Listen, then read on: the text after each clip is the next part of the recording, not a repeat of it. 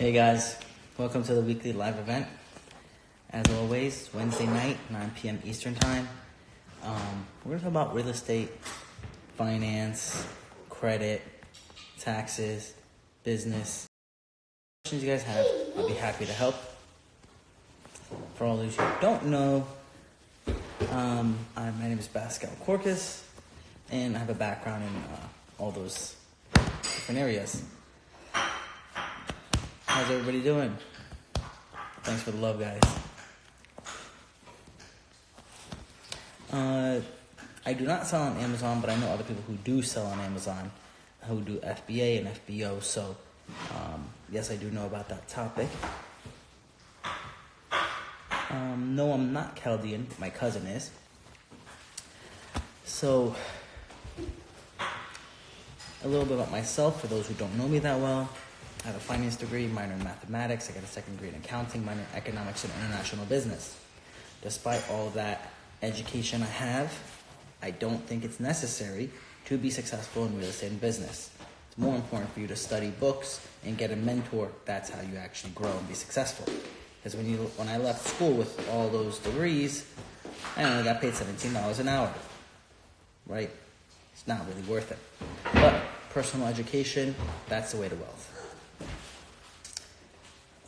So normally how I do things,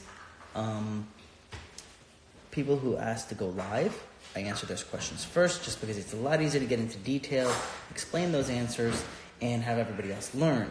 So I answer those first, and then from there I go through the Q&A, and I go and answer those questions. So if you really want to answer in detail and how to make the right next move, request to go live. So Michael says, what's your ethnicity? I got the same last name. So I'm Aramaic. So it's like Syrian Orthodox. So I am from the Middle East, and we're the first people basically that converted to Christianity that were not Jewish. We speak the language Jesus spoke, Aramaic. So that's what I am. Let me see here. Would you ever sell on Amazon? Is the next question. Personally, so what happens is after a certain point, you have money, but you don't have time, and you need to be able to focus your energy on something. So instead of me opening like an FBA or FBO, if I don't have the right partner to do the work and focus on making sure it grows, it wouldn't be worth it for me because it's not going to be successful. If I focus that same energy on my real estate game, so for example, I focus a lot on real estate. I could go and start flipping, wholesaling. I could do annual rentals. I could do Airbnbs. I can do a different route to try to get different things accomplished. So for me to go and do FBA, FBO without a partner to help focus on that stream, it wouldn't work. Other than me focusing on my current stream and expanding that. You should have multiple streams of income, which I do, but I have a large stream from financial services and then a large stream from real estate flipping and real estate rentals. So I do diversify, but I still stay within niches that I can maximize my return.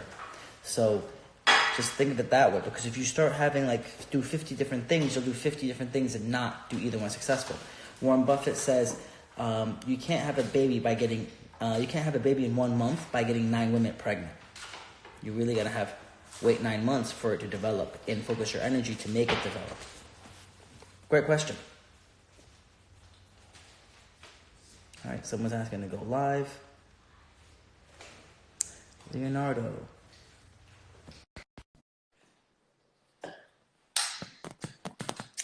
We're waiting for Leo. Yeah, so I am an entrepreneur already, okay? Mm-hmm. Yeah. I made my fortune based on Bitcoin. Okay, nice. Today I create ecosystems on STOs and I invested in real estate.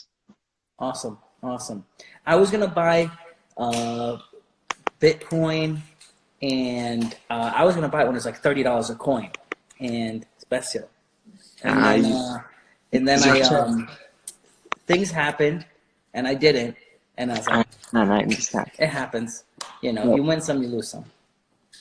I don't really need help, or I don't really have a question, because I'm like 21 years old and my net estate is like $16 million, $60 million. That's But awesome. yeah, uh, and today what I'm researching on globaling network is my special interest tonight with you is I'm selling my Ferrari. So if you have some contacts in Switzerland who are interested in a GTC for Lusso, you can share with people. I'll keep that in mind. But warning, warning. There's big things that a lot of the wealthy people talk about. It says it's very once you make a lot of money, and I know a lot of people who made a lot of money. It's very easy to make a lot of money, but to keep it and to make sure you're keeping it is a whole nother game. So it's awesome that it worked out really, really well. But now focus your game on being able to strategize in doing it successful. Now it sounds Of like you're course, very good I'm successful as diversifying is. myself. I'm diversifying myself, putting I invested. I go to a bank. I ask for a loan. I put something, and I ask for a loan, and I invest in real estate. Excellent. What's interesting in my strategy in real estate is I get 7% per year. Okay, with this 7%, I all the let's say a small building of 6 apartments. What I do with this is I uh, I I get rented by the local states. But why?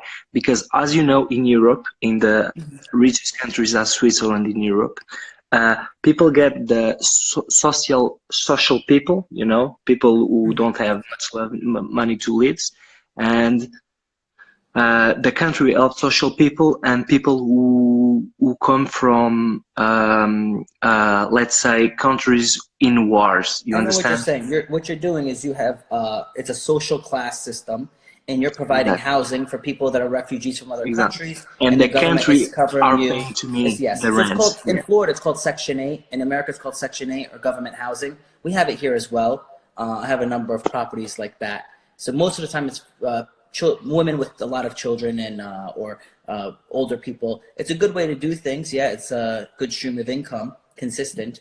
So yeah, it's a good idea. And 7% is pretty good for Switzerland because normally the cap rates are pretty depressed over there. It depends. If you work with the country states, is 7% pretty much, but it's between a nice 6.5%. It's very good actually. Understand? But listen, I will type my name on the comments.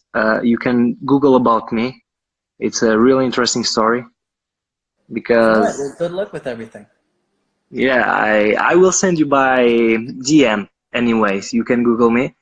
But Hmm. yeah, it's a really interesting story. What? Because I will always wanted to make something, but I did Hmm. not know what. Hmm. So it was a kind of chance, the Bitcoin bull. I'm honest, it's a kind of chance, but I know now it's really important to get straight on the things and the real estate, etc., etc. Awesome. Well, you guys have a great night, and I want to be able to answer other questions, and Yeah, we'll talk you again. brother. All right, guys. Anybody else has some questions? I'm happy to answer them. All right, here we go.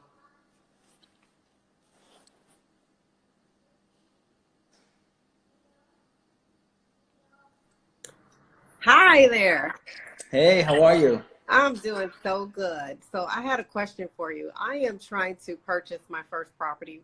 A long story, but I'm an older woman trying to purchase my first property out of a IRA that I have with a job that I'm ready to quit and go to Okay. Las Vegas. Okay, I'm in California, but the prices, they're kind of high here. So I figure I'll go to Las Vegas and start there. I could get a FHA because I'm a first-time buyer. Mm-hmm. And I just cleaned my credit up all year, and now I'm going to pull that IRA. But I was Now, listening to, go huh? ahead. Go ahead. I wanted to ask how to assess the IRA to pull the money out, because I'm hearing you have to have a different type of an IRA, not the IRA from your job. So, okay, so an IRA, right? Your IRA is individually managed, right? Individual retirement account. you have it with your job, and if you're not a government employee or a teacher, you have a 401k. Right. If you're a government employee or you're a teacher, you have a 403b. But they all roughly function the same way. You're allowed to withdraw out of your retirement account, and let's just call them retirement accounts because they're all roughly the same. You're allowed to withdraw $10,000 towards your purchase of a residence, and when you do that, you are not penalized for early withdrawals. You still have to pay the tax on the gain. So say you made $50,000 a year, that year it'll be as if you made $60,000 a year. So you have to make sure that you're planning your taxes properly, or having someone do your taxes like I do taxes, to do it properly to make sure that you're not having a large tax liability. Now you can use those $10,000 as your part of the funds towards your down payment. How long will it take to access the fund? And how? I mean, you should give, like, once you find the property, you should give them a heads up just in case. Right, it's not that long, but the financial institutions, some of them are like very archaic with their technology, and they could take forever, like 2 weeks or 3 weeks to do the transfer, and you don't want that to hold up your closing. So to avoid stress where you're like, oh my God, I don't know if this is something's gonna mess up, just give them heads up and begin the process, and you know, at least you'll have the paperwork done. And then if something weird happens and you change your mind, you can just be like, hey, I canceled it, never mind, keep the money there. Okay. So they were saying something about a different fund that was easier to access in an IRA, to transfer it into a self something fund, but I didn't okay. know. So this is okay. So right now you have a 401k through your work, right? So what happens is when you're gonna leave the job, when you leave where you're currently employed from, and let's just say a person has worked 3 or 4 different places, a lot of people will leave their 401k or IRA or 401k with each of those companies, and they never actually, they just leave it and just don't even look at it. So they don't even know what they're invested in. They don't know anything. So I also do retirement planning. I'm licensed retirement planner, and what we'll do is we'll roll the money out of like the different companies they used to work for. Let's just say you work for Bank of America and Chase and PricewaterhouseCoopers and all these different companies, and you have a little money in each. You can actually roll them out into an IRA, because that's right now you have a 401k with the company. The same thing, the equivalent is called an IRA, individual retirement account. And that way, and those original, now you're self-managing. So it's self-managed IRA, which is what you're trying to allude to. Which they just give them a lot of cool names, fancy names. In reality, it's simple. It's a retirement account. There's really only 2 types of retirement accounts: either traditional IRA, which means it's pre-tax money put in, or a Roth IRA, which is post-tax money put in. So basically, what that means is when you leave the company, you don't want it to just leave it with their fund and them doing whatever they want to do, or you're just not paying attention to it. You want to roll it out into a retirement account that you're going to manage, that you can, like, what bank do you bank with? So I'm at U.S. Bank.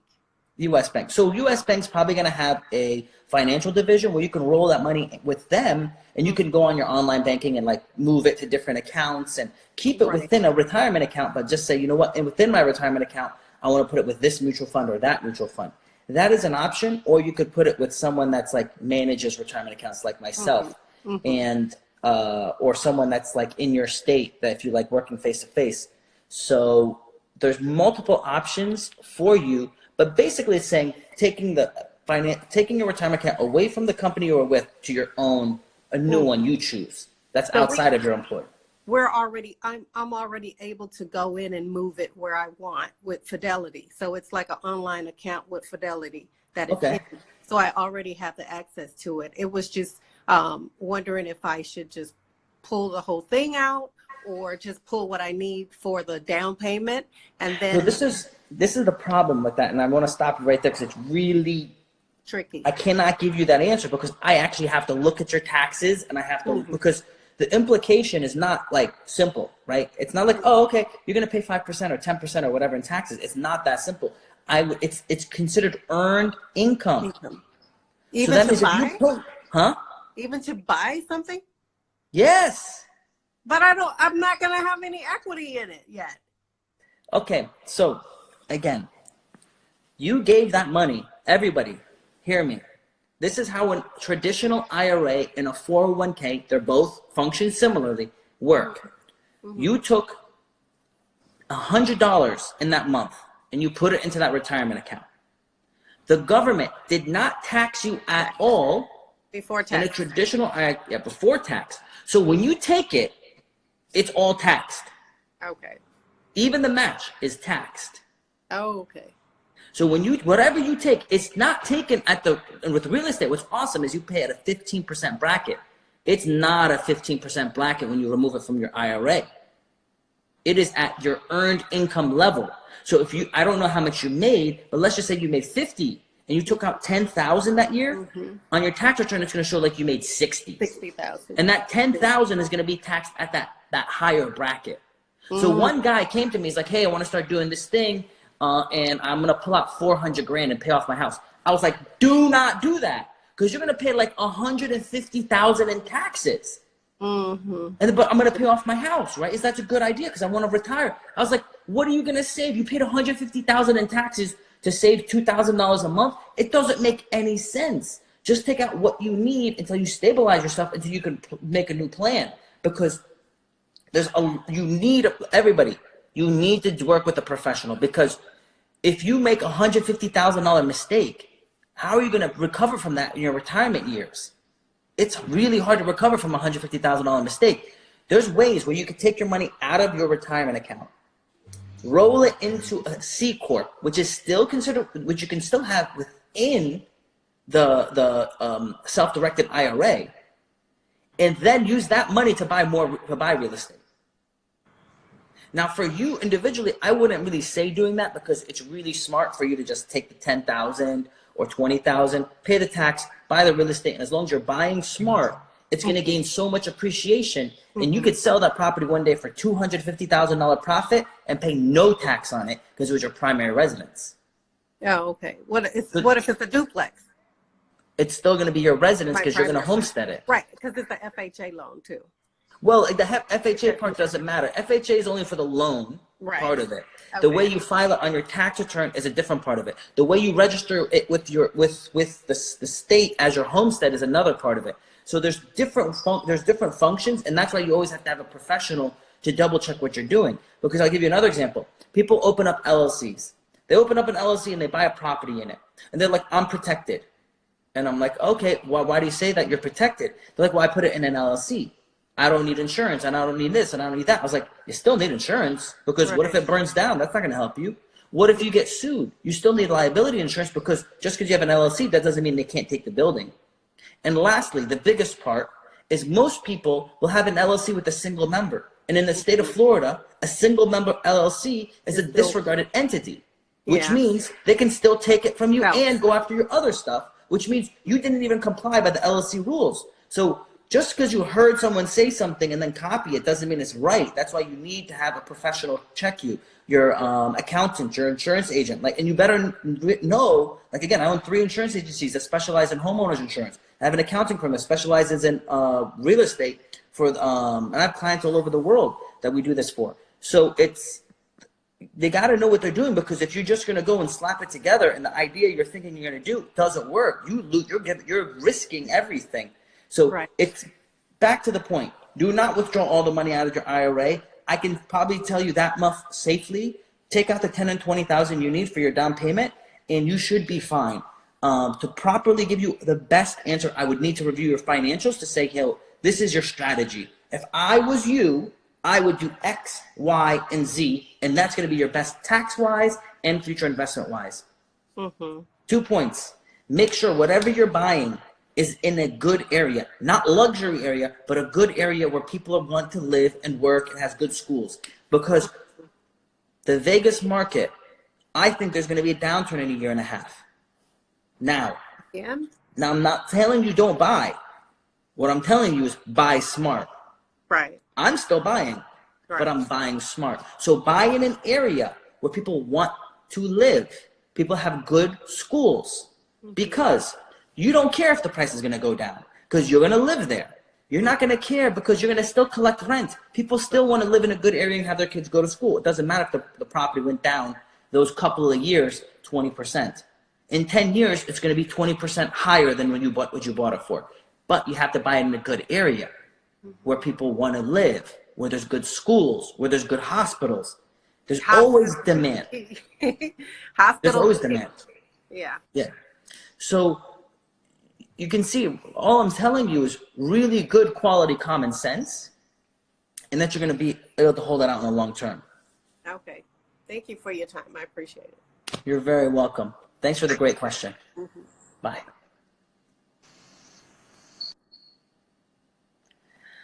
All right. Let's check out the next question.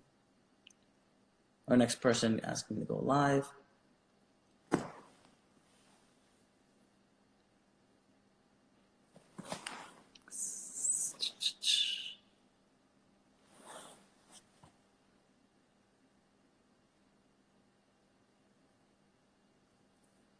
Waiting for the next person to go live.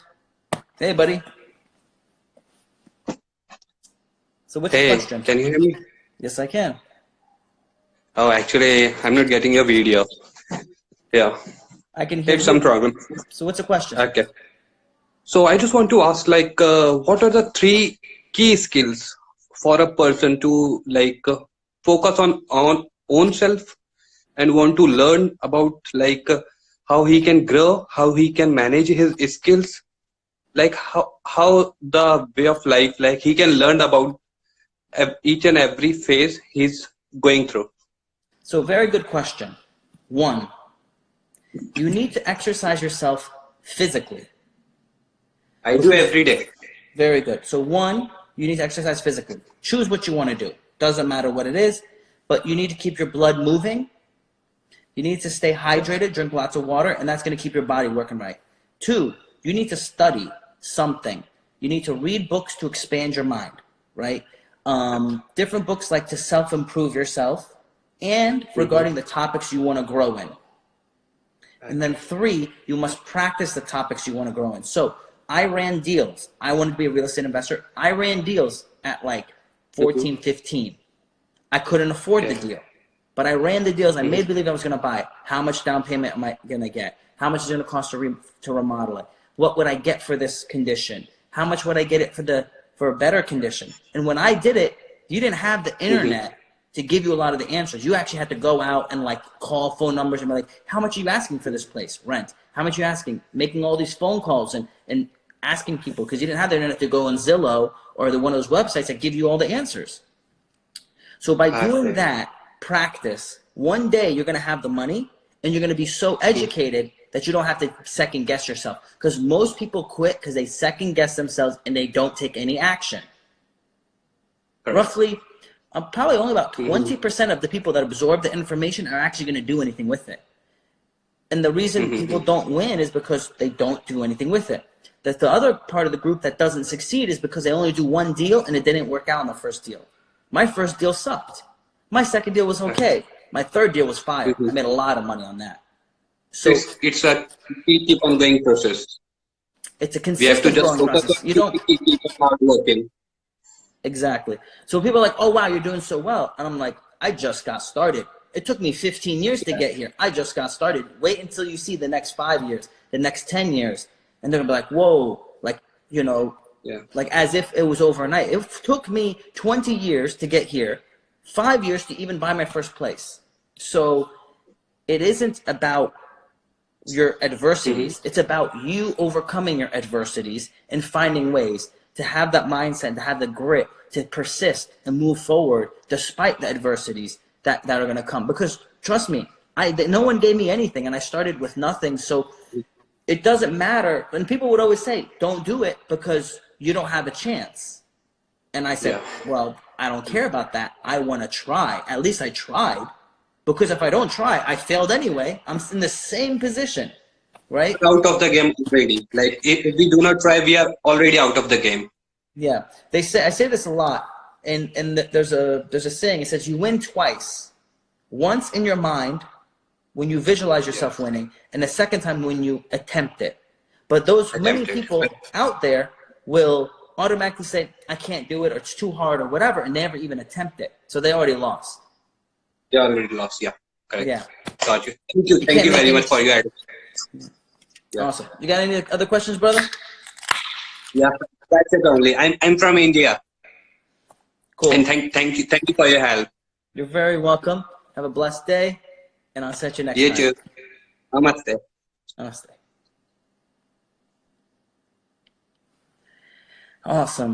Awesome question, guys.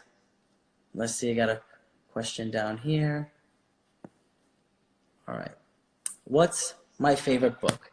All right, my favorite book, it's a tough one. It's tough. Like there's a lot of them. I'm gonna have to say Think and Grow Rich. Think and Grow Rich. Because so a man thinketh, so he is. All right, someone requested to go live.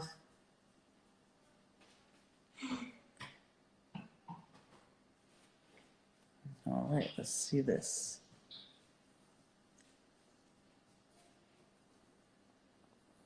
All right, somehow it's not working for that person. Try to add Michael, but it didn't work. Now let's try Sean.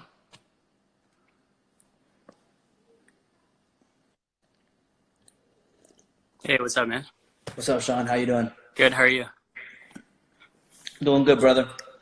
I wanted to just touch base on, just give my 2 cents on what you guys were just chatting about. So I started investing in real estate about 3 years ago, and completely life-changing, man. Like, you know, but there's a recipe for success in real estate. It's educating yourself, taking action, and being consistent. Yep. If you do those 3 things, you will be guaranteed to succeed in real estate. Yep. Guaranteed. I agree. 100%. And people don't do the first 2, so they can't be consistent. Right. They gotta try. I mean, you gotta get out there. Yep. And it's all about the hustle. It's about the grind, and it's not get rich quick. You know, it's get rich permanently, but slowly. Yeah. Exactly. You know, you hit it on the head. It isn't get rich quick, but it's if you do it right, it's basically you're guaranteed to make it. If you do it right? There's a big quotation about doing it right and following the right mentors. But basically, if you follow people's footsteps and just follow what I did, you're gonna be able to make it. I mean, it's exactly. guaranteed. Yeah, you don't need to reinvent the wheel. You can follow people like yourself, right? And ask the right questions and learn from those people who are already successful in real estate and just replicate what they're doing. 100%. Yeah. 100%. Yep. No, it's awesome. Thanks for going on live, man. I appreciate it. I like watching no your stuff. Thanks. No problem. And I also go live on YouTube on Sunday nights. Okay, cool. Yeah. I'll have to check it out. Awesome. Have a great night. Yeah, you too, man. All right. Lots of great questions.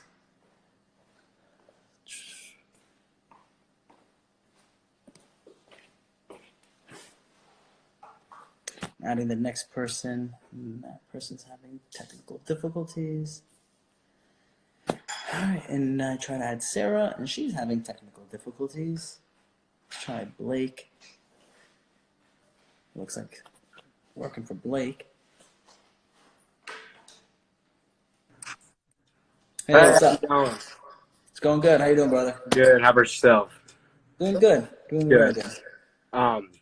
So about real estate, I'm 17 years old at the moment. And, so my father, he's in real estate himself, and my brother and I, we actually split a house. We split the payments at $650 a month. We split it $325, and then my father got that house for us.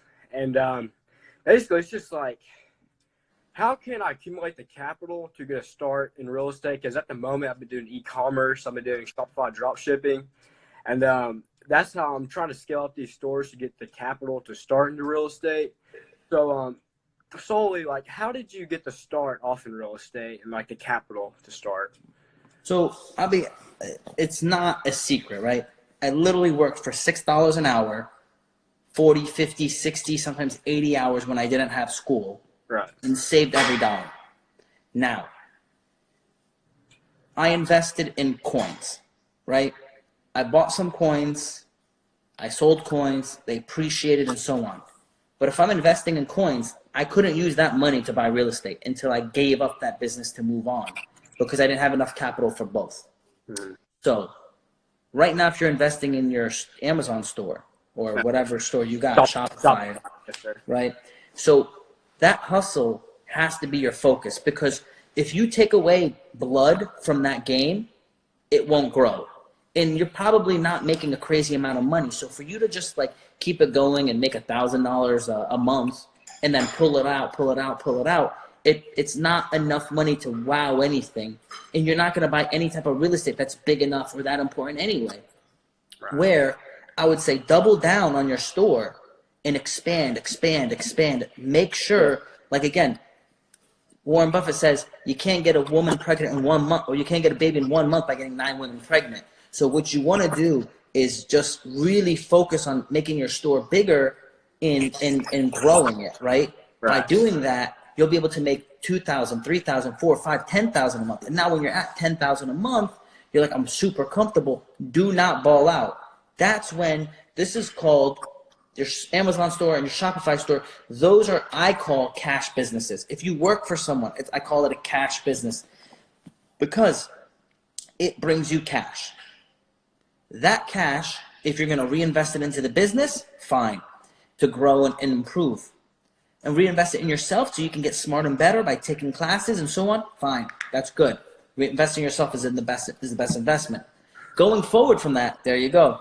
Going forward from that, you don't want to start spending money, because the money you want to spend is taking out of the cash business, buying an asset with, buying a multi-unit property and letting it bring you some cash and having it appreciate. So again, like one of my videos shows me buying an I-8. I said, look, I didn't buy the I-8. I own the I-8. What I did is I bought a duplex. I have this duplex making me money every month. Pays for itself. And then I use that money to pay for the I-8. Right. Because as the I-8's value drops, the duplex value goes up. And then in like 5 years, the I-8's paid off. I still have this duplex printing me money, and I'm buying another supercar and another supercar. Otherwise, if you do it the other way, you only buy one. And I was telling my assistant the same concept. He's like, oh, I want a new phone.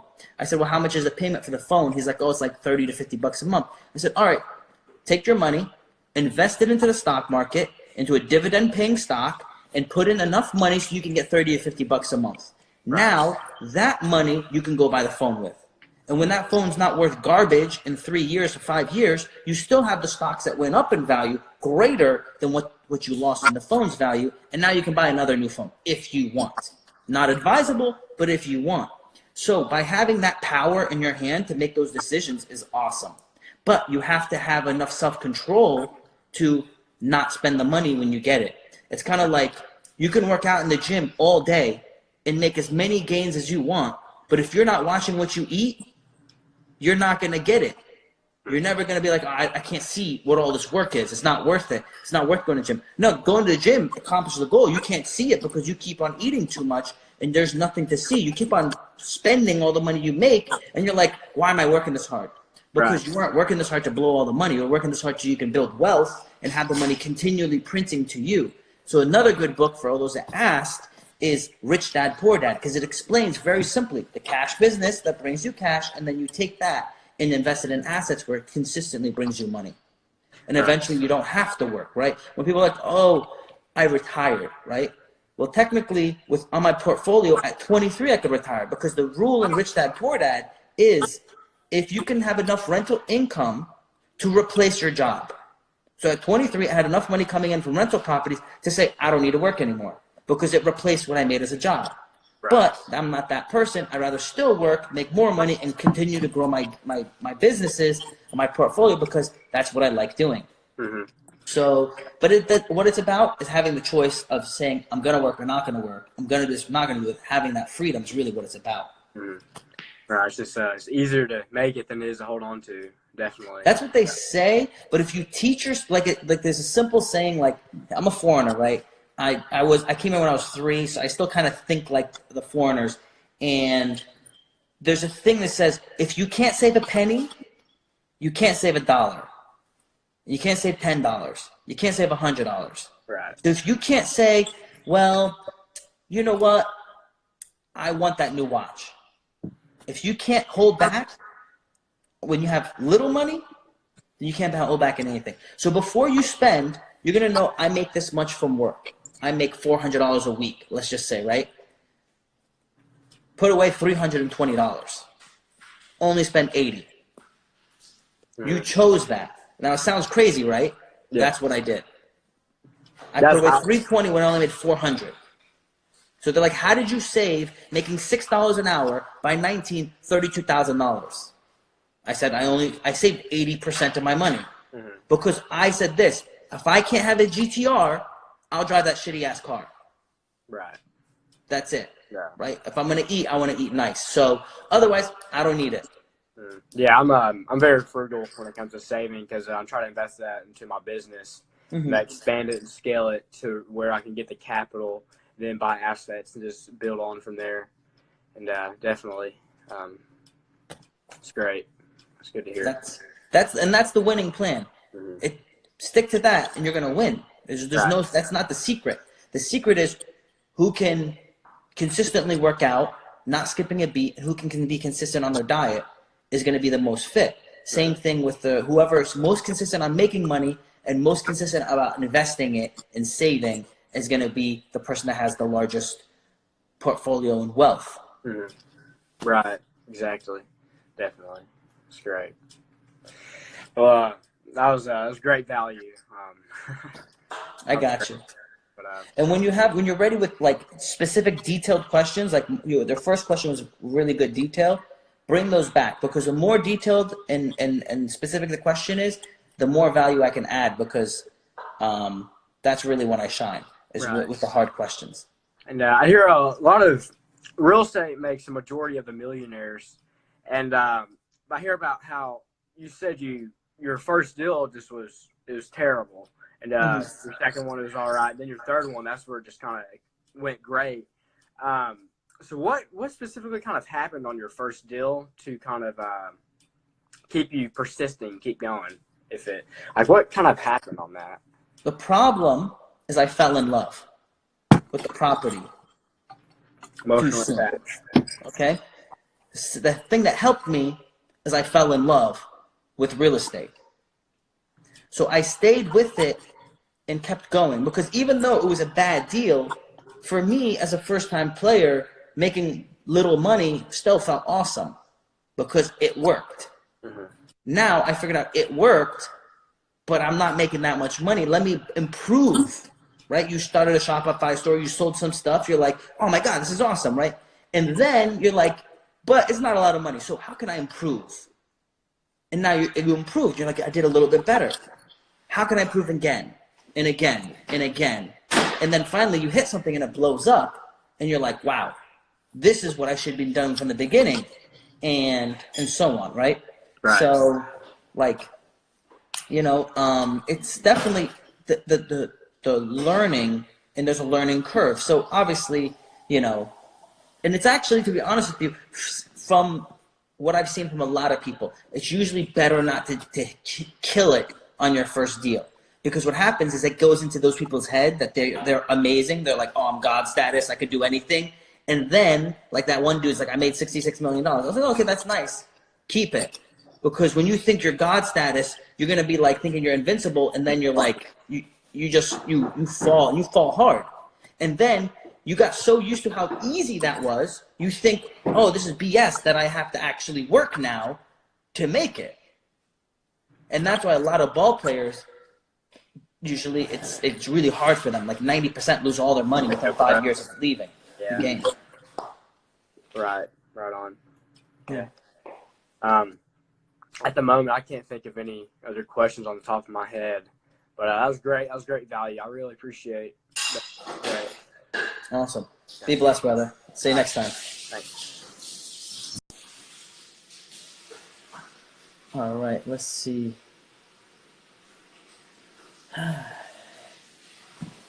We're doing good. We're going through this. I like being able to give everybody time. Hi, how are you? Good. How are you doing? Good. I remember I did the video with you last week, and I just had some other questions I just wanted to ask you. Cool. Go ahead. So I was wondering, because I asked a lot of people this, and everyone kind of tells me something different, but I want to see what you would think, since, you know, you're a real estate investor yourself. So I was wondering, like, for me to basically drop out of school and go Can full you repeat time. that question? Because you froze. Oh, okay. Yeah, no worries. So what I said basically was, what would you think about me, like dropping out of school and then going full time with my business? Okay. What are you going to school for? Computer science. Computer science. Okay. And when you get out, everyone that you've known that's been in the field, that you actually personally know and got out of the field and got a job, what did they make? Maybe like 50,000 a year. 50,000. And what would they make in 5 or 10 years? It depends, but like probably over like $100,000, but not too much over that. Probably we just top off there. Okay. And how many hours do they work when they're making 50, and how many hours are they working when they're making 100? I think it'd be the same hours, just like the experience or like growing with a company kind of thing. So like 40 hours a week probably. Okay. And what do you do now? So what I'm doing now is, I told you as last time, I do have one rental property, and I have like a side hustle that I'm doing. It's kind of like passive income, but at the same time, it's not going. I don't think it'll last forever. So it's just a way for me to make extra cash right now. It's basically like me referring people to jobs and then taking like a percentage of their pay. So that's what I'm doing. It's like a cleaning thing.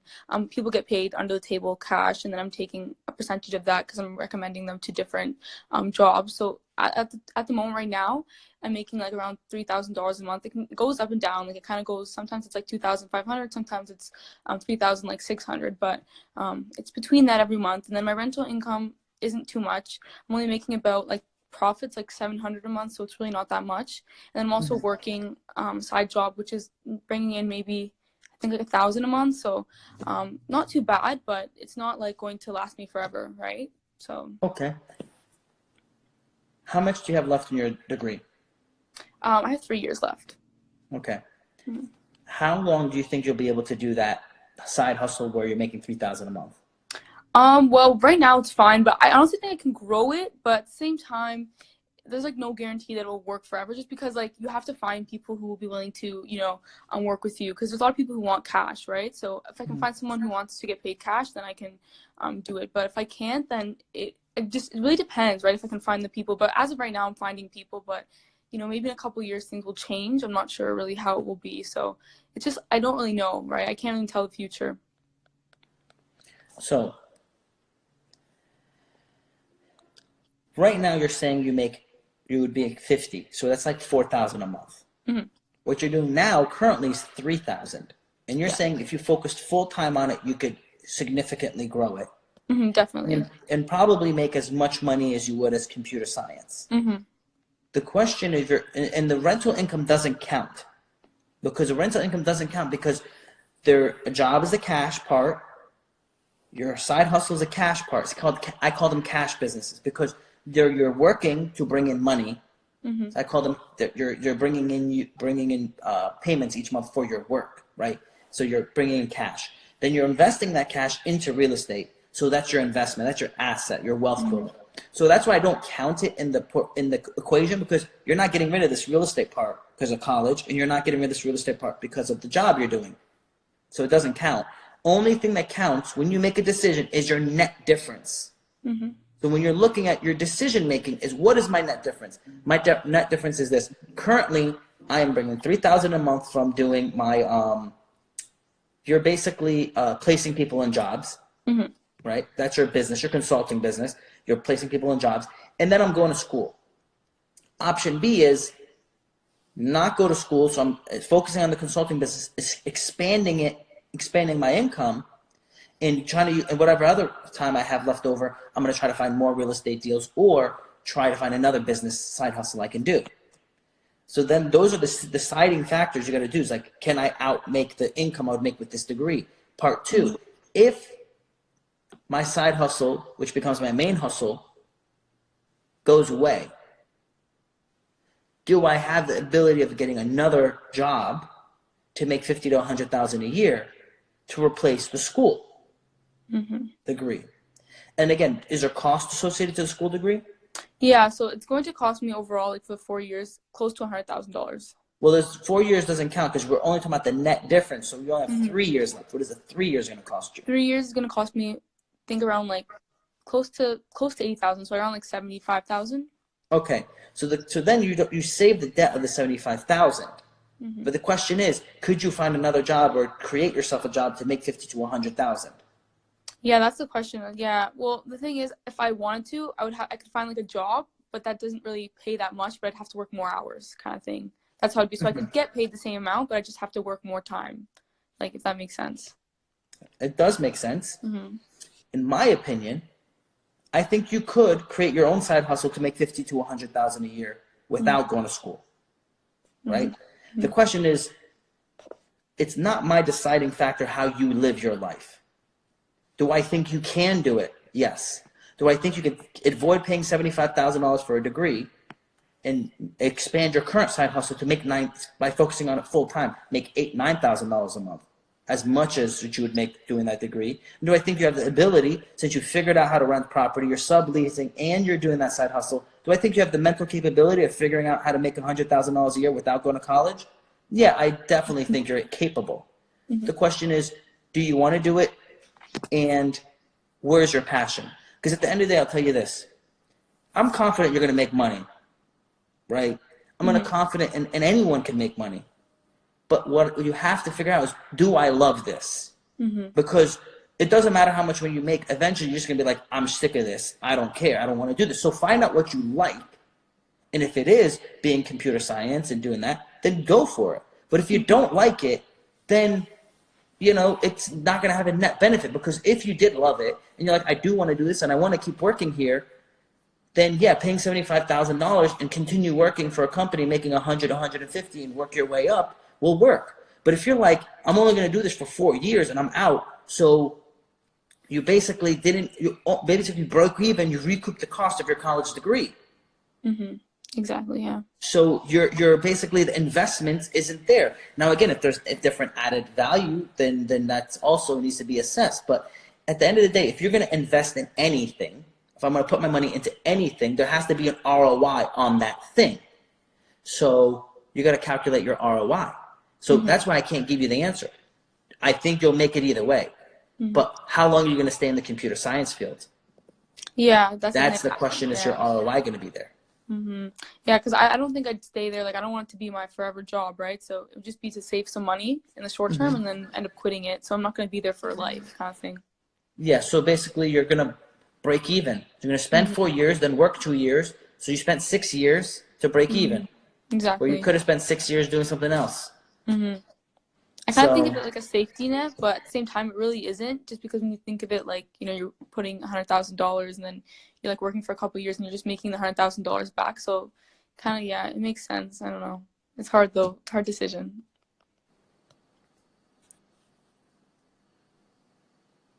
It is a hard decision, one for you to make. You know what the calculations are. You can win either way. Figure out what you would be happy with. That is only you can answer that one.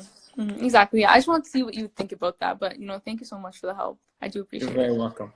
You have a blessed day. See you later. Bye.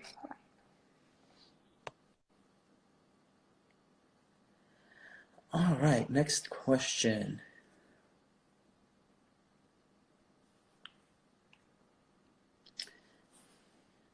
Yeah, Michael, I don't know why it's not letting me add you. I keep saying unable to join. Let's check. Jerome.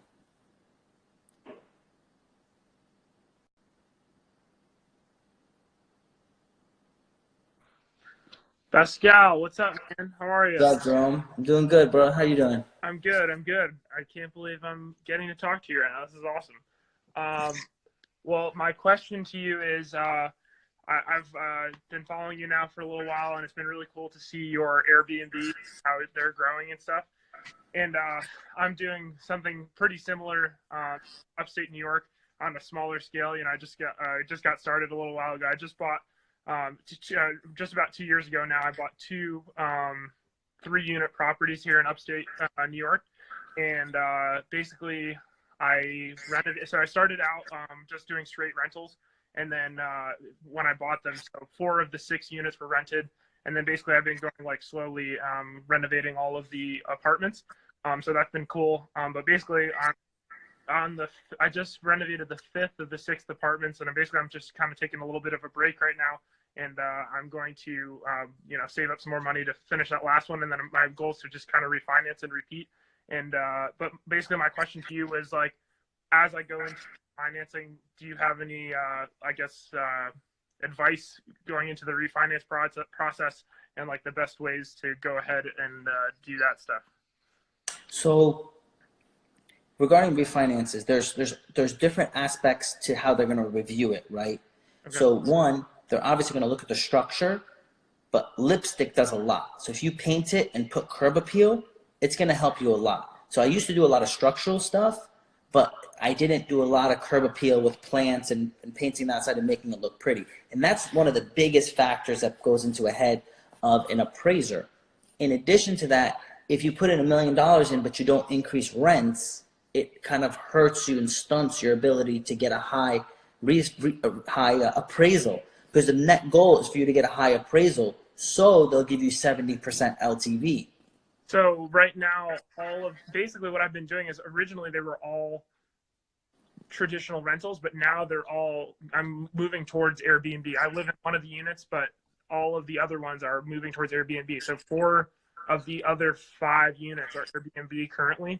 So how does that work for a refi? Do you just give them like your average, income per apartment? So right now you have a commercial loan, right? No, so they're 2 3-family houses. So actually, I don't believe so. I think that, so one I'm living in, it's a private, and then I believe I would have to look at, I kind of. So right now the Airbnb side of things on it. Okay, for example, if you're over 4 units, you're automatically a commercial loan. You're not getting anything that's backed by the government. It's 2 separate buildings, so that's why. So this is the thing, though. There's very few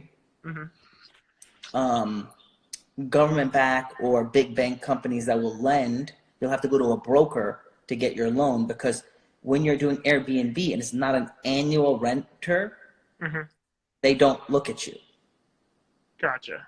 It's a very specific lender or lenders. There's a lot of them out there, but they're very specific because you're doing short term, and that's anything less than 7 months rental. Okay. So it's possible, but you're not going to get 80% LTV. You're going to get a 70% LTV. Okay. Normally, right? There's always some crazy contingency that could be out there that someone that month is offering 80%, but normally Fannie, Freddie, and those type of organizations do not lend for Airbnbs. So for your 9-unit, for example, are you planning on doing a refi when you're done with all of your renovations there? When it's when it's done and occupied, okay. Yes, I do plan to do it. And with 9 units, it's automatically commercial, so that's like a whole nother animal, right? So I'm already in that zone, and I'm already at, normally they want 70. They'll only go 70% LTV. Now, if I was a 9-unit, 10-unit, 20-unit, and they were all annual tent rentals, then I can get a Fannie Mae or Freddie Mac loan at 20%, 80% loan to value, because you can get a 80% loan to value loan for annual rental properties that are 20 units and only have to put down 20%. Okay. It's so, because again, Fannie Mae and Freddie Mac are still supporting those markets to make sure there's affordable housing, and they'll do 100-unit, they'll do 300-unit properties, with 20% down. So, but when it's short-term rentals, it's a different animal, because that they're not looking to invest in a business. They're looking to invest into rental property that blue collar, white collar is going to live in and support the family with. Okay. And then I guess one other question would be, I would say I live in a relatively small community. I mean, I think the city or the surrounding area is probably maybe 60 to 80,000 people. And I've been doing I kind of stumbled upon the Airbnb thing. I renovated this first apartment, and then people broke the lease, and then I was like, all right, I'm gonna just try this. I got some cheap furniture, and then I actually ended up having the average for a 1-bedroom in our area is probably about $800 a month. And then like the first 6 months that I was renting it, it was like kind of a sad story, but basically there's like a hospital not far down the road, and these people were there renting it for like $2,000 a month. I kind of stumbled on it, and I was like, okay, this is great. And then then I've kind of transitioned. So like, I guess, what do you think is like the threshold for basically, so like after I refinance, I want to kind of continue like rinse and repeat. I'm just like, wondering if you've come across anything that's kind of, I don't know. I'm just wondering like what the threshold is like for how many Airbnbs, think an area would hold, or like, I don't know, like, I don't want to. There isn't one, again, if you're a small enough area, there's probably not a lot of competition. Yeah. But your thing, remember this, you're not an Airbnb. You're a short-term stay for hospital residents. Yeah. Which is one of the things I'm going to be doing in my property as well. Mm-hmm. It's not just Airbnb, it's VRBO, it's insurance claims. Someone's house burned down, they're going to stay in my property short-term. It's hospital stays. People are coming here for cancer treatment or for Lyme disease treatment, and they need a place that's clean, and you can eventually get certified. You can have your air certified for the cleanliness, your water, special water purification system, and you can have all these certifications for your properties to say, by staying here, you're in a super clean spot. And they're going to, then doctors, because some of these doctors are going to have people coming to see them. Yeah. And then you can be, look, I got this certification. We had mold tests. We had air tests. I got special filters. I got special water filters. I got all this stuff for your patients to help recover. Mm-hmm. And now you're not just a Airbnb. You are special medical stay. Yeah. That people are going to refer business to you. And now the demand is different, because there's a guy here that I met. He has 40 units and he's buying more and more. And he's doing all Airbnb? He's doing all medical stay. Oh, okay. Just medical stay. Wow. So the thing is, again, if you fell into the niche that these people are paying $2,000 a month, and you're saying, well, look, I will do it for $1,800, and I'll make sure the air's good and the water's good and whatever. Yeah. And there's sky's the limit, because you're gonna know, because of your occupancy rate. Your occupancy rate's gonna tell you what the market could bear. Yeah. And the good part of it is you can how you know if a area is good on Airbnb is that if you switch it to an annual rental, are you still making good money? And the answer is yes. Then you have nothing to be worried about. Yeah. Yeah. Because you could just convert it back and you're still making good. And then, the area's oversaturated. I'm going to convert back 4 units of my 20. Yeah. And I'm still making money, Yeah. I guess one more thing to follow on to that is for your Airbnbs, like, are you doing any additional, besides obviously like being on Instagram and like, pumping up your stuff that way? Like, is there any other ways that you are, I guess, advertising those Airbnbs? Because like I've gotten, like you're saying about the medical side, like I had, I live very close to a hospital, so I've had a couple like medical staffing agencies reach out to me about like housing doctors potentially for, again, I'm trying to do similar to you, like kind of a higher end Airbnb. So I've had some people reach out to me about that stuff. So I was just kind of like, for somebody that's, smaller, gaining that exposure for Airbnb. I don't know, just wondering if you had any tips or tricks on that. Basically, I'm not on my Instagram. I don't know if I'll ever get anybody from wanting to stay on my property from it. I mean, if they did, that'd be really cool, to be honest. That was not my intention. But then again, I talked to a realtor at the bar, and I was eating lunch at this restaurant bar, and they're having like this Christmas party or something. Mm-hmm. And I was like, hey, I have these Airbnbs. If you have people coming into town, coming to buy property and they need a place to stay, they can, have them give me a call. And I gave him my cell phone number, and he's like, I think I got somebody for you. And they came today and they rented the place. So, basically what you're doing is right. Just go out there to all the areas that you're like thinking outside the box. We're like, who could use a nice place to stay? For sure. For a semi-short-term period. I mean, because what's best about medical stay patients and, fire, insurance claims is that they need a place to stay for 3 to 6 months. So your occupancy rate is super high. Yeah. So that's what's better. And then you just kind of go out there and make those connections. For me personally, I actually don't go out there and make that many connections because I'm busy doing all the things I'm doing. I'm teaming up with someone else that's going to handle that for me. and they're the ones going out and doing what you're doing, making the relationships, meeting people, and letting them know that I have what you need. Give me a call, and I can accommodate. Okay.